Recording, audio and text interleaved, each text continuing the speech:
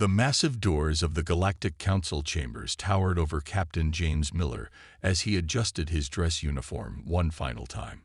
Behind him stood 4 Marine honor guards, their polished rifles gleaming under the alien lighting.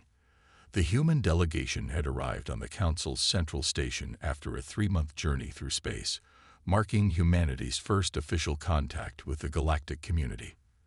The chamber doors slid open with a soft hiss, revealing a vast circular room. Hundreds of alien representatives sat in rising tiers, their varied forms creating a living tapestry of colors and shapes. Some floated in containment fields, others perched on specially designed seats, but all turned their attention to the human delegation as they entered. "Representatives of Earth, you may approach the central platform," announced the council speaker, a tall, blue-skinned being with 4 arms. Its voice echoed through universal translators, carrying a tone of barely hidden amusement. Miller led his team forward, their boots clicking against the polished floor. The honor guards maintained perfect formation, their rifles held at parade rest. The captain could hear whispers and clicks of conversation from the assembled aliens, along with what seemed to be barely suppressed laughter. "We welcome Earth's first diplomatic mission," the speaker continued, "though we must address an immediate concern. Your guards carry weapons into the council chamber. This is unusual." Miller stood straighter. "Honorary speaker, as per Earth's military tradition, our honor guards carry ceremonial weapons. They are a symbol of respect and dignity." A different council member, a creature with crystalline features, leaned forward. "Those are projectile weapons, are they not? Chemical propellants and metal projectiles." Its translator conveyed a tone of disbelief. "Yes, council member. Standard issue Marine Corps rifles," Miller replied, maintaining his diplomatic composure. The chamber erupted in what could only be described as alien laughter. Multiple species expressed their amusement in different ways, some with sounds, others with color changes or movement patterns. "Forgive our reaction," the crystalline being said, "but we haven't seen chemical propellant weapons in active use for over 2,000 years. Most species abandon them before achieving spaceflight." Miller felt his jaw tighten, but kept his expression neutral. "Our weapons have proven reliable and effective throughout Earth's history." "Effective," a new voice called out, belonging to a hovering cloud of gas contained within an environmental field. "Against what?" "Other humans with equally primitive weapons. The smallest personal shield generator could stop such projectiles." The honor guards remained perfectly still, but Miller could sense their tension. He had expected some cultural differences, but this level of dismissal was unexpected. "We appreciate your concern," Miller responded carefully, "but Earth's military capabilities are not open for discussion during this diplomatic meeting." The speaker raised 2 of its 4 hands for silence. "Of course, Captain Miller. Though perhaps as a gesture of mutual understanding, you would allow our weapons experts to examine your honor guards' equipment. Purely for historical documentation, you understand." Miller recognized the subtle trap in the request. Refusing would appear uncooperative, while accepting would likely lead to more ridicule. He made his decision quickly. "We would be honored to demonstrate Earth's military traditions," he said, allowing a small smile to cross his face. "In fact, we would welcome a practical demonstration of our weapons capabilities compared to current Council standard equipment." The chamber grew quiet. The speaker's skin shifted to a deeper blue. "A demonstration." "Yes," Miller continued, his confidence growing. "A controlled exercise, perhaps. It would allow the Council to better understand humanity's current military development level." The crystalline being's surface sparkled with what seemed like excitement. "An excellent suggestion. We can arrange this in our military training facilities. It will be educational for all parties involved." Miller noticed several council members exchanging what he assumed were knowing looks. They thought they were setting up Earth for embarrassment. But Miller had studied the preliminary reports on Council military technology, and he knew something they didn't. Sometimes the old ways were the best ways. "Then we are agreed," the speaker declared. But for now, let us proceed with the diplomatic formalities. Captain Miller, please present Earth's petition for Council membership. As Miller began the formal presentation, he could still hear occasional murmurs about the primitive weapons. He didn't mind. Soon enough, they would learn why humanity had never fully abandoned projectile weapons. Even after developing energy-based alternatives, the honor guards behind him remained motionless, but he knew they were looking forward to the demonstration as much as he was. Sometimes, the best lessons came from practical experience, and the Council was about to receive an education they wouldn't soon forget. The Council's military research chamber buzzed with activity as alien weapons experts gathered around the disassembled human rifle. The Marine Honor Guard who had surrendered his weapons stood at attention nearby, watching as various scanning devices passed over each component. "Fascinating," muttered Dr. Reed, the human weapons expert who had accompanied the delegation. "They're treating it like a museum piece." He stood beside Captain Miller, both watching the proceedings with carefully neutral expressions. The head Council weapons researcher, a tall being with metallic scales named Trell, held up the rifle's bolt carrier group. "Such crude mechanical systems," he said, his universal translator conveying both wonder and disdain. "The firing mechanism relies entirely on physical springs and metal-on-metal contact." Another researcher, this one floating in a gravity pod, manipulated a holographic display showing the rifle's internal scans. "The projectiles are simply metal and copper, propelled by a controlled chemical explosion. No guidance systems, no energy matrix, not even basic shield penetration technology." Miller noticed how the Marine's jaw tightened slightly at their dismissive tone. The young soldier had probably never imagined his service weapon would be treated like a primitive artifact. Trell reassembled the rifle with surprising skill, though his four-fingered hand seemed awkward around the human-design grip. "We must demonstrate the inadequacy of this weapon design. It would be irresponsible to allow Council membership to a species that hasn't progressed beyond kinetic weapons." "What do you propose?" Miller asked, keeping his voice level. "A practical comparison," Trell replied, activating a wall-sized display screen. "This shows our standard-issue Council Defense Force personal weapon." A sleek, almost artistic device appeared in the hologram. It fires concentrated plasma bolts wrapped in a guidance field. The weapon adapts to any known shield frequency and can adjust its output from stun to lethal. Dr. Reed stepped forward, genuine interest showing on his face.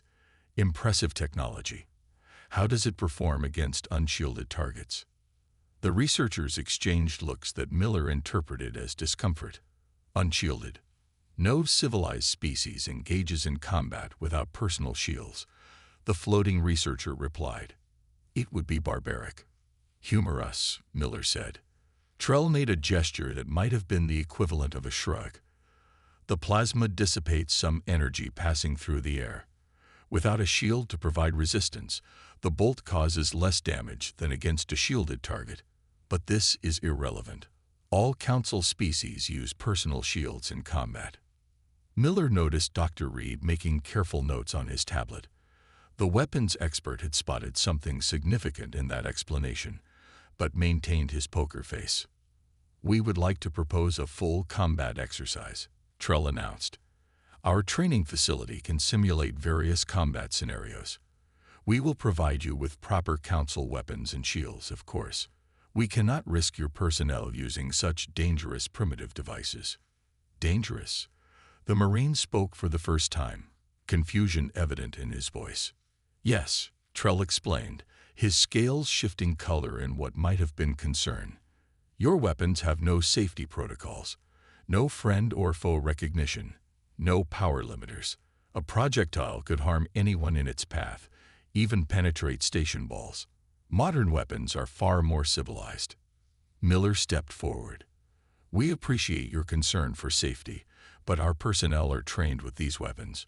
We would prefer to use our own equipment in any demonstration." The floating researcher's gravity pod bobbed in apparent agitation. "Impossible. The liability alone would be covered under the diplomatic protocols we already signed." Miller interrupted smoothly. "Unless you believe your shield technology isn't sufficient protection." That caused a stir among the assembled experts. Trell's scales flushed a deeper color. "Our shield technology is the most advanced in known space." "Very well, we will allow your primitive weapons in the exercise. It will make the technological gap even clearer." "When can we begin?" Miller asked. "The facility will be ready tomorrow. We will arrange for our best combat instructors to participate. They will show proper restraint, of course, given your technological disadvantage." As the human delegation left the research chamber, Dr. Reed fell into step beside Miller. "They don't understand, do they, sir?" Miller shook his head slightly. "Three things they didn't consider. First, their shields are optimized for energy weapons. Second, they've forgotten how to fight without shields.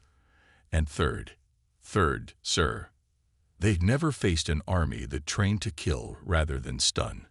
Miller's expression remained neutral, but there was a glint in his eye. "Tomorrow is going to be educational for everyone." The training facility stretched out like a massive warehouse, with various obstacles and cover positions scattered throughout. Metal barriers, synthetic buildings, and holographic environmental effects created a complex urban combat scenario. In the observation deck above, council members gathered to watch what they expected to be a quick and decisive demonstration of their superiority. "The exercise parameters are simple," Trell announced, standing between the two teams. On one side, 5 council combat instructors stood in gleaming armor, their personal shields creating subtle distortions in the air around them. Their weapons looked more like works of art than tools of war. On the other side, 5 human Marines stood in their basic combat gear, their primitive rifles at the ready. "The objective is to neutralize the opposing team," Trell continued. "Council weapons are set to training mode. They will only disable your shields and mark you as eliminated. Since your projectile weapons cannot be adjusted, we have provided special impact reactive armor that will register hits." Captain Miller watched from the observation deck, standing apart from the muttering council members. Dr. Reed stood beside him, monitoring readings on his tablet. "Begin on the signal," Trell announced, then quickly moved to the sidelines. A deep tone sounded through the facility. The council instructors immediately activated their tactical systems, holographic displays appearing around their heads. They moved with practiced grace, spreading out in a standard formation that had probably won countless training exercises. The Marines did something unexpected. They went prone or found cover immediately, seemingly disappearing into the environment. "Poor positioning," one council member commented. "They've given up mobility." Miller remained silent, watching. The first shots came from the council team, precise, brilliant bolts of plasma that lit up the facility. They fired at the last known positions of the Marines, but hit nothing. Their energy weapons produced distinctive sounds and visible bolts, giving away their positions instantly. In contrast, when the first Marine fired, there was only a sharp crack. One of the council instructors stumbled, his shield flaring bright purple before stabilizing. He looked confused for a moment. Then another shot hit him. His shield overloaded completely, and the impact reactive armor registered a kill shot. "Impossible," someone in the observation deck gasped. The remaining council instructors began firing rapidly, their energy weapons creating a spectacular light show and giving away their positions even more clearly. Another crack, and a second instructor fell. "They're not following standard combat protocols," one council member protested. "This is not how civilized warfare works." The Marines had begun maneuvering while staying concealed, using their environment in ways the council team hadn't anticipated. Their rifles made minimal noise and produced no visible energy signatures. The council instructors' advanced targeting systems, designed to track energy weapons and shield signatures, struggled to locate the human fighters. A third council instructor fell to precise fire. The remaining 2 tried to group together for better defense, but this only made them an easier target. 2 sharp cracks rang out simultaneously, and the exercise was over. Total time elapsed, 3 minutes and 22 seconds. Silence fell over the observation deck. The Marines calmly stood up from their positions, reformed their unit, and waited for further instructions. None of them had been hit. Trell seemed to struggle with his translator. This cannot be correct. The exercise parameters must have been flawed. Not flawed, Dr. Reed spoke up, showing his tablet's readings. Your shields are perfect against energy weapons. They create a reactive barrier that disperses plasma and laser fire.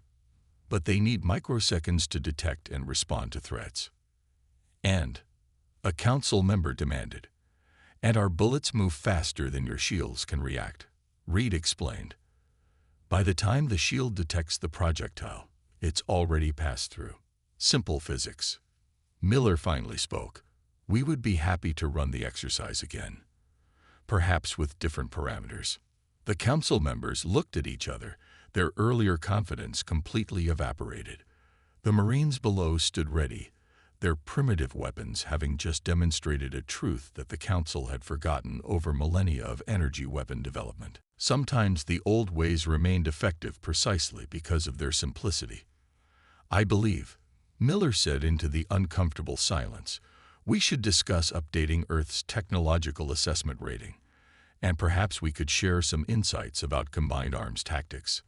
The only response was stunned silence as the council members watched the Marines below perform a perfect drill ground maneuver before marching out of the facility, their boots echoing in the quiet space. In the council's main military analysis chamber, holographic displays filled the air with data from the training exercise. Captain Miller stood with Dr. Reed as they faced a now much more attentive group of council weapons experts. The mood had shifted dramatically from condescension to intense curiosity. Please explain, Trell said, his metallic scales reflecting the holographic light. How did such basic weapons defy our most advanced defense systems? Dr. Reed stepped forward, pointing to a slowed-down replay of the exercise. The fundamental difference lies in the nature of the weapons themselves. Your energy weapons are incredibly advanced, but they follow predictable patterns.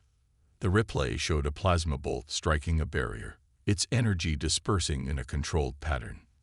Next to it, a bullet impact showed a much more violent and direct transfer of energy. Your shields, Reed continued, are designed to detect energy signatures and create opposing fields. They're perfect against plasma, lasers, and other energy-based attacks. But a solid projectile, that's just mass times velocity. A council scientist, who introduced herself as lead researcher Vale, manipulated the holographic controls. But surely the shields should have offered some protection. They can stop micrometeors in space. Miller nodded. Yes, but those are detected from a distance, allowing the shield's time to adjust. Our rifles fire projectiles at over 3,000 feet per second. Your shields don't have time to properly form a counter-response. 3,000. Vale's translator struggled with the conversion. When she understood, her bioluminescent patches pulsed with surprise. That's faster than our shield response time by several factors. Trell brought up another display, showing the internal damage to their training armor. The kinetic impact is also far more severe than we anticipated. Even if the shields had responded in time, the physical force. Newton's laws haven't changed, Reed explained. Every action has an equal and opposite reaction. Energy weapons are incredible for their precision and adaptability, but sometimes you just need to put mass on target. The chamber grew quiet as the council experts processed this information. Miller could almost see them reevaluating centuries of weapons development. There's something else, Miller added, pointing to the replay of the Marines' movements. Your combat doctrine has evolved around your technology. You fight standing up, relying on shields for protection. We fight using cover, concealment, and terrain. Vale's patches pulsed thoughtfully. Because you had to protect yourselves from physical projectiles. Exactly, Reed confirmed. Our entire combat doctrine developed around weapons that could kill with one good hit. We never had the luxury of assuming our defenses were perfect. Trell manipulated the holographic controls, running simulations with different shield configurations. Perhaps if we modified the shield harmonics, added a physical barrier component. You're missing the larger point, Miller interrupted gently. Both systems have advantages and disadvantages. Energy weapons are precise, adjustable, and clean. Kinetic weapons are simple, reliable, and hard to defend against. The real strength would be in combining them. The chamber erupted in discussion, with council experts debating in multiple languages. Their universal translators struggled to keep up with the technical terms flying back and forth. Captain Miller, Vale said, her voice cutting through the chaos. Would Earth be willing to share detailed technical data about your weapons technology? Miller smiled slightly. In exchange for shield and energy weapon specifications, I'm sure we can arrange something beneficial for both sides. We had dismissed kinetic weapons as obsolete, Trell admitted, his scales shifting to a more subdued color. But perhaps we were too quick to abandon them entirely. There's an old saying on Earth, Miller replied. Don't fix what isn't broken. Sometimes the simple solution is the best solution. The chamber's displays shifted to show side-by-side comparisons of human and council weapon systems. The experts began discussing integration possibilities, ways to combine the raw effectiveness of kinetic weapons with the versatility of energy-based systems. One question remains, Vale said, turning to Miller. Why didn't you tell us about this weakness in our defenses immediately? Miller's smile widened slightly. Would you have believed us if we had just told you? Some things need to be demonstrated to be understood. The council experts returned to their analysis with renewed vigor, while Miller and Reed exchanged knowing looks. Sometimes the best way to start a partnership was with a good shock to the system. The council's grand combat arena hummed with anticipation. Word of the previous training exercise had spread, and now the vast circular space was surrounded by representatives from dozens of species. This time, it would be a full demonstration. 10 Marines against 20 of the Council's elite warriors. The arena itself had been transformed into a complex urban environment, with buildings, barriers, and multiple levels of terrain. Holographic skies simulated a dusky evening, casting long shadows across the battlefield. Your team is outnumbered 2-1. Trell reminded Captain Miller, who stood in the control room overlooking the arena. And our warriors have adjusted their shield configurations based on our previous analysis. Miller watched his Marines take their positions. Numbers aren't everything. The Council warriors entered from the opposite side, their modified armor gleaming. Their energy weapons had also been enhanced, supposedly to counter human tactics.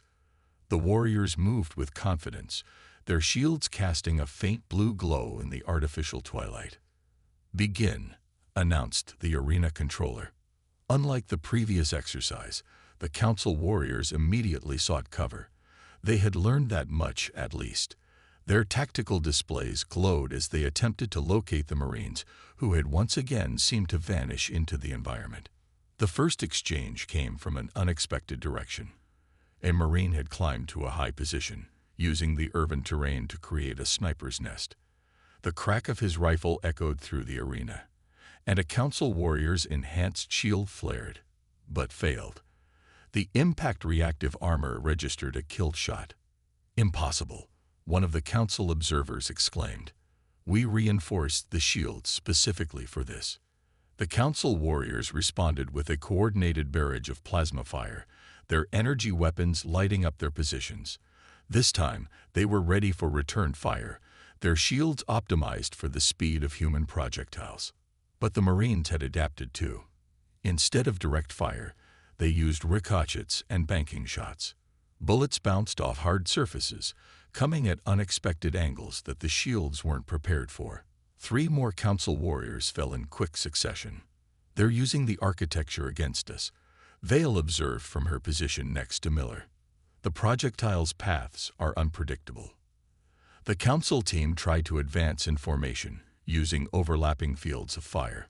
It was textbook energy weapon tactics, and exactly what the Marines had expected. Grenades arced through the air, detonating not with explosions, but with clouds of thick smoke. Smoke? Trell questioned. Our sensors can see through. He stopped as he realized the smoke was interfering with the energy weapons targeting systems. The plasma bolts were dissipating in the cloud, while the Marines' bullets passed through unaffected. The battle shifted into close quarters. Here, the Council warriors expected to have the advantage with their energy weapons' adjustable output. Instead, they found themselves facing Marines who had trained extensively in hand-to-hand combat. The humans moved like predators, each motion economical and lethal. They're not fighting like a civilized military force, one council member protested as another warrior fell. They're fighting to win, Miller corrected quietly. The remaining council warriors attempted to regroup and establish a defensive position, but the Marines had already flanked them, using the urban terrain to maneuver unseen. The crossfire was devastating. In just under 7 minutes, it was over. All 20 council warriors were eliminated. 3 Marines had been hit, the only successful shots coming when council warriors had managed to predict where a human would emerge from cover. The arena fell silent except for the soft hum of environmental systems. The Marines emerged from their positions, formed up, and waited for further orders. Their discipline was as impressive as their combat effectiveness. Captain Miller, Vale said, her bioluminescence pulsing rapidly, "I believe we owe humanity an apology. We mistook simplicity for primitiveness." Miller shook his head. No apology needed. This was a learning opportunity for everyone. Your technology is incredible. It just needs to be combined with the right tactics. Trell's scales had shifted to a thoughtful color. Would your Marines be willing to train with our warriors? An exchange of knowledge would benefit both sides. I think that can be arranged, Miller replied, watching as both human and council forces began to mingle on the arena floor, warriors from both sides already starting to discuss the battle. The demonstration had done more than prove human military capabilities. It had opened the door for true cooperation between Earth and the Council. Sometimes, Miller reflected, the best way to make friends was to first prove you were worth respecting. The Council's emergency session chamber was packed with representatives from every member species. The recent demonstrations of human military capability had sent shockwaves through the galactic community. Captain Miller stood at the center of the chamber, surrounded by holographic displays showing detailed analysis of the combat exercises. "We must address the implications of what we've witnessed," the council speaker announced, its 4 arms moving in agitated patterns. "Humanity's military capabilities are far beyond our initial assessment." The crystalline being who had first mocked human weapons now sparkled with a different kind of energy. "Perhaps we should discuss immediate military alliance options. The tactical advantages of their methods are undeniable." Alliance. A gaseous entity pulsed with alarm. "They defeated our best warriors with primitive weapons. Some are calling for restrictions on human military expansion." Miller cleared his throat. "If I may address the council." The speaker gestured for him to continue. "The demonstrations weren't meant to threaten or intimidate," Miller explained, pulling up images from Earth's history. "These weapons evolved from centuries of conflict on our world. But so did something else." He switched the display to show joint military exercises, peacekeeping missions, and international cooperation. "We learned that the best way to prevent war is to be prepared for it, while working together for peace. Earth's nations fought for centuries before realizing this truth." Vale, now serving as the chief military liaison, added her perspective. "Initial analysis shows human military doctrine could revolutionize our defense forces. Their emphasis on combined arms, tactical flexibility, and use of terrain is unprecedented in council space." "But can they be trusted?" another representative asked. "A species that maintains such lethal capabilities has chosen to seek peaceful membership in the Council, despite having weapons that could have given them significant advantage in aggressive expansion," Miller finished. "We come as equals seeking cooperation, not conquest." The chamber erupted in discussion, dozens of species debating simultaneously. The universal translators struggled to keep up with the overlapping conversations. Trell stepped forward, his scales now a confident blue. I have spent the last several days working directly with human military advisors. Their willingness to share knowledge, to teach and learn, speaks volumes about their intentions. The speaker raised its arms for silence. Captain Miller, what does Earth propose? Miller activated a new holographic display, showing a comprehensive plan for military cooperation, a joint training program, exchange of technology and tactics, combined development of new defensive systems. We can learn from each other's strengths and overcome our respective weaknesses. Your energy weapons and shields are incredible achievements, he continued. Combined with our tactical doctrine and kinetic weapon systems, we could create defense forces more effective than either of us could develop alone. The chamber grew quiet as the implications sank in. The same council that had laughed at human weapons just days ago was now considering them as equals, perhaps even superiors, in military matters. There is wisdom in their approach, Vale added. Human history shows that peace through strength is more reliable than peace through technological superiority alone. The speaker conferred briefly with other council leaders before turning back to Miller. We propose an immediate military cooperation treaty, separate from Earth's pending council membership application. Both can proceed in parallel. Miller nodded. Earth would be honored to participate. We can begin with joint training exercises, sharing our different perspectives and technologies. And perhaps, the crystalline being added, its surface catching the light. We can learn something about not judging capabilities based on apparent technological level. The chamber filled with sounds of agreement. Representatives who had been skeptical of human membership now showed keen interest in cooperation. The same weapons they had mocked were now seen as valuable additions to the Council's defensive capabilities. As the session concluded, Miller found himself surrounded by representatives eager to discuss military cooperation. The initial ridicule had transformed into genuine respect and curiosity. Captain, Vale said quietly as they left the chamber, I believe your demonstration has achieved more than just military recognition. You've shown the Council that sometimes the oldest solutions can be the best ones. Miller smiled. Sometimes you have to take a step back to move forward. Now shall we discuss those joint training protocols? The future of human-council relations looked bright, built on a foundation of mutual respect, and a few well-placed rounds of ammunition. 1 year after the infamous weapons demonstration, the Council's military academy buzzed with activity.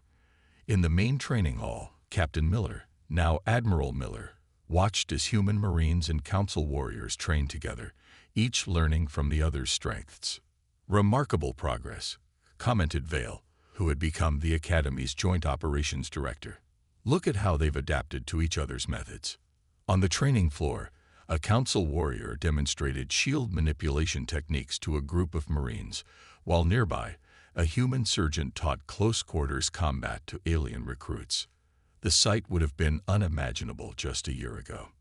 Integration exceeded all expectations, Miller replied, watching a mixed team run through an obstacle course. They moved with fluid coordination, combining energy weapons and kinetic firearms with devastating effectiveness. How are the new hybrid weapons performing? Vale's bioluminescent patches pulsed with excitement. The prototype rifle is outstanding. Energy shield penetrators combined with traditional ballistic capabilities. Best of both worlds. The prototype she referred to sat in a nearby display case, a sleek weapon that looked like a marriage between human pragmatism and Council elegance. It could fire both conventional rounds and energy bolts, adapting to any combat situation. Admiral Miller, a voice called out. Trell approached, his scales shimmering with the formal colors of his new position as Chief of Combined Forces Development. The Council's Military Committee has approved full production of the hybrid defense systems. Miller nodded in satisfaction, and the new combat doctrine being implemented across all Council defense forces. Trell confirmed.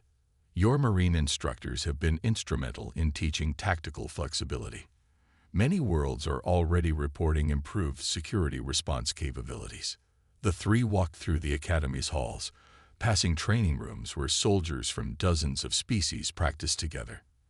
In one chamber, warriors learned to fight without relying on shields. In another, humans trained with advanced energy weapons. "There's more," Vale added, pulling up a holographic report. "Several frontier worlds have successfully repelled pirate raids using the new combined tactics.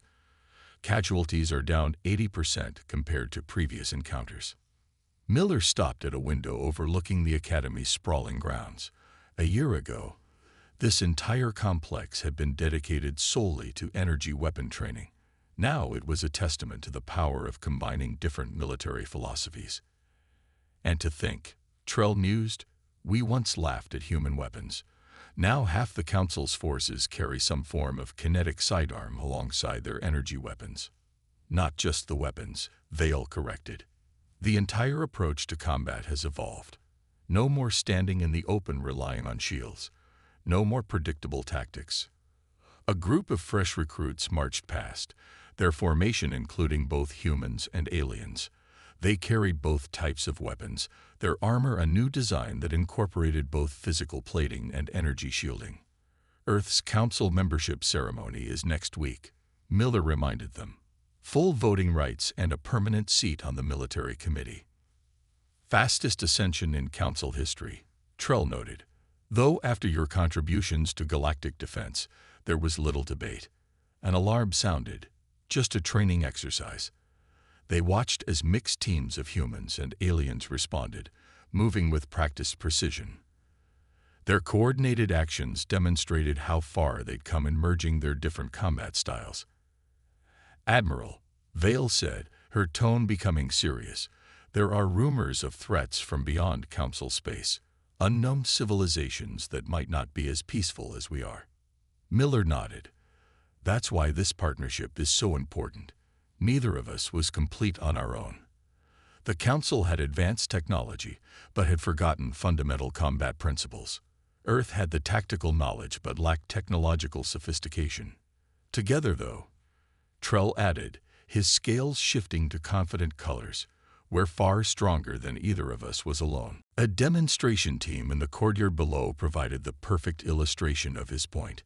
Humans and aliens moved as one unit, energy weapons and kinetic firearms supporting each other, shields and physical armor working in concert. They weren't just two different military forces cooperating. They had become something new and more effective. "The galaxy is a dangerous place," Miller said, watching the demonstration. "But I think we're ready for whatever comes next." Vale's bioluminescence pulsed in agreement. "Thanks to a few old-fashioned guns and the wisdom to admit when we were wrong." The Academy continued its work, preparing the next generation of warriors who would carry forward this new combined legacy. The day the Council had laughed at human guns seemed like ancient history now, replaced by a future where the best of both worlds would defend galactic peace together.